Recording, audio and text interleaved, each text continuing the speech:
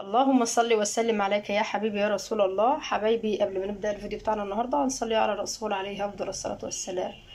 عاملين ايه يا حبايبي؟ يا رب تكونوا بخير ان شاء الله. وصفتنا على الغدا النهارده هتكون وصفة كده، يعني وصفات السريعة دي.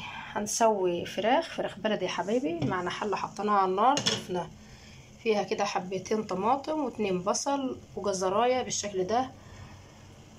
غليوا معانا فراخ بلدي يا حبايبي كده، فراخ شمرت مربينها طبعا على ايدينا ما شاء الله. معلش بس معذره، انا عندي دور برد الحمد لله على كل حال. فهنعمل حبه فراخ بلدي كده وشويه رز وشويه خضر كده معانا. هنسلق الفراخ بالشكل ده كده. طبعا الفراخ احنا منضفينها يا حبايبي من يومين 3 كده. احنا مربين شويه فراخ كده ما شاء الله، دبحينهم كده من حوالي 3 ايام بالظبط، يعني يعتبروا لسه طازه برضو، مش معلوش كتير عشان بس البرد ده. الشتاء بقى يا حبايبي، روايح الشتاء، وهل الشتاء علينا بالبرد، ربنا يستر علينا جميعا. معانا البهارات بتاعتنا: كمون، فلفل اسمر، 7 بهارات، كزبره ناعمه، ورق لورا، وبشره جوز الطيب بالشكل ده كده ما شاء الله. ننزل كده على الفراخ وحبه هام باودر بالشكل ده كده. هنزود بس حبه ملح ابيض. معانا لبن يا حبايبي، هنعمل رز في الفرن. ومعانا كيس خضار طبعا احنا جايبينه جاهز كده. ومعانا هنجربه يا حبايبي كده مع بعض. كنت في القاهره من يومين كده وجايبه ما شاء الله خضار مشكل زي ما احنا شايفين كده. معانا بسله وجزر وكوسه وبطاطس وفاصوليا خضراء بالشكل ده كده. هناخد حبه منه نعمل شوربه خضار، والتانيين هنسويهم يعني كده للطواجن يا حبايبي كده. لا عايز يعمل صينيه فول كده فراخ او لحمه بالشكل ده كده. معانا يا حبايبي حبه صلصه كده ضربناهم في الخلاط بقرن شطه حامي وفصين توم. هيغلوا غلوه معانا كده ان شاء الله. هنعمل منهم الخضار بتاعنا. الفراخ طبعا زي ما احنا شايفين ما شاء الله بتغلي معانا اهي. زودنا بس كده حاجه بسيطه كده، شويه ملح كده عشان يظبطوا بس الحدق بتاعهم. ومعانا 1.5 كيلو لبن. اللبن ده غلي معانا على النار بالشكل ده كده. معانا صينيتين ما شاء الله رز يا حبايبي. طبعا احنا بنعمل اكل بالزياده كده، لو عايزنا بس لحمه نزود بكره بالشكل ده كده. يعني واحده النهارده ان شاء الله، ونزود كده. عملنا فراخ بكره جنبها، عملنا لحمه زي ما تيجي معانا ان شاء الله.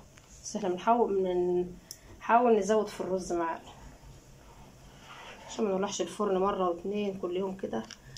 بسم الله ما شاء الله. هنغسل الرز. طبعا عباره رز يا حبايبي زي ما احنا شايفين بالشكل ده كده اهو.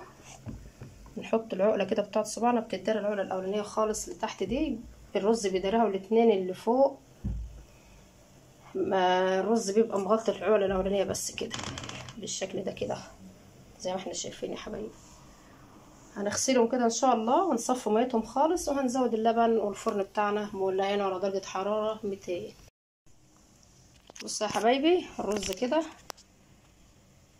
اللبن حليناه حطينا الملح بتاعه، ظبطنا الملح. الرز يا حبايبي كده غسلناه وصفينا ميته خالص بالشكل ده كده، واللبن ظبطنا الملح بتاعه. هننزل بقى ان شاء الله على الرز كده عشان الكاميرا. خليك هنا كده. بسم الله ما شاء الله. اللبن يكون سخن يا حبايبي. بنعمل فرن بوتاجاز طبعا.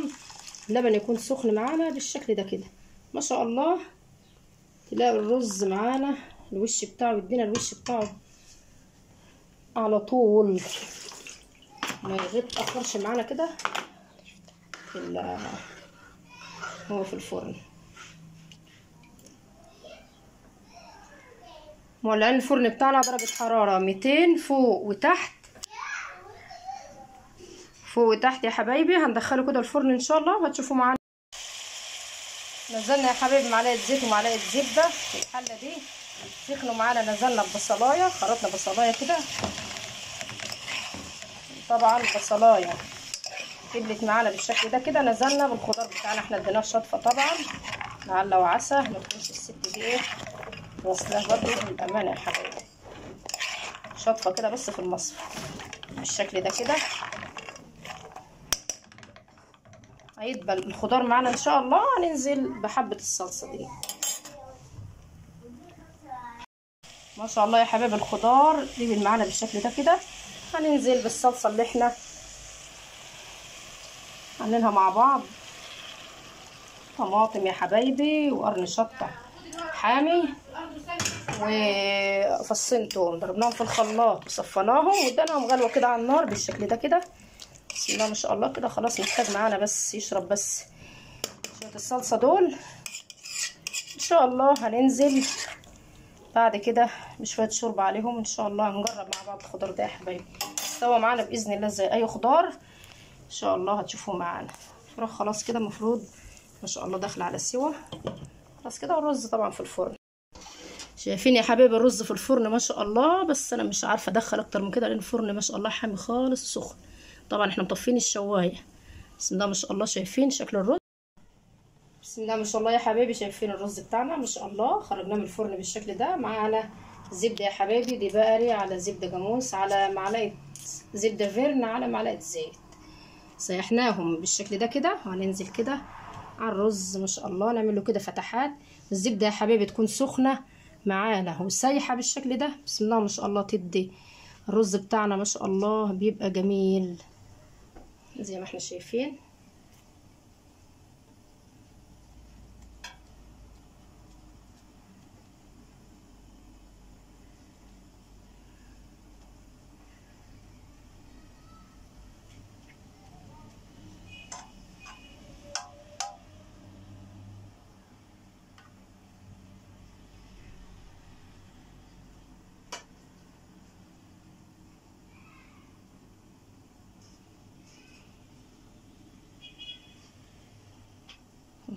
زي ما احنا شايفين يا حبايبي كده ما شاء الله حاجه كده جميله. هندخله الفرن لمده يعني 10 دقايق كده ان شاء الله ونخرجه تاني يشرب بس الزبده بتاعته. ايه رايكم يا حبايبي؟